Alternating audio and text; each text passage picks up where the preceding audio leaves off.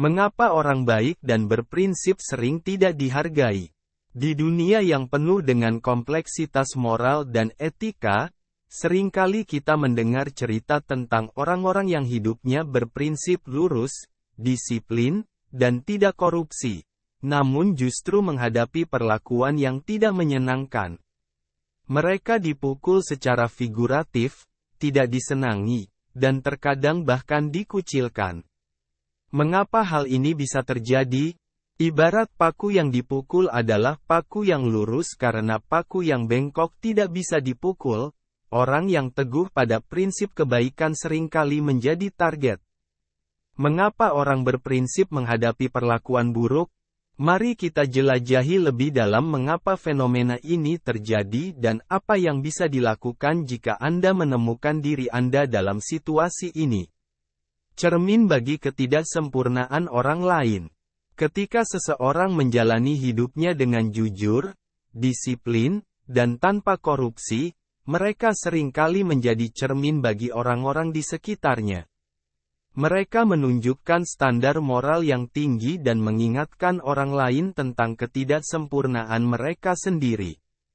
Hal ini dapat menimbulkan rasa tidak nyaman dan bahkan rasa bersalah pada orang lain, yang kemudian diekspresikan dalam bentuk ketidaksukaan atau perlakuan buruk. Ancaman terhadap status quo. Orang yang berprinsip teguh seringkali menantang norma dan praktik yang telah mapan di suatu lingkungan.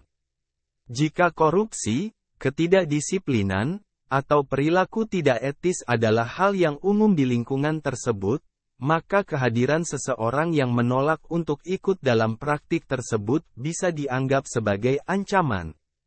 Mereka dilihat sebagai pengganggu yang dapat merusak kenyamanan dan stabilitas yang ada. Kecemburuan dan persaingan, integritas dan keberhasilan yang dicapai melalui kerja keras dan disiplin bisa memicu kecemburuan. Orang lain mungkin merasa terancam oleh pencapaian seseorang yang berprinsip, terutama jika mereka mencapai keberhasilan tanpa mengambil jalan pintas atau korupsi.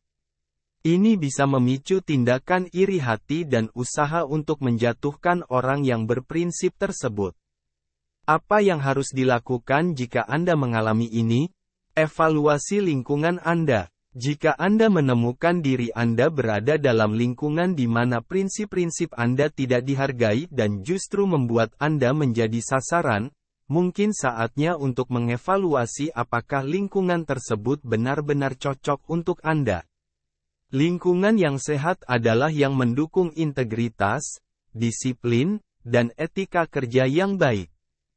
Cari dukungan. Mencari dukungan dari orang-orang yang memiliki nilai dan prinsip yang sama dengan Anda sangat penting.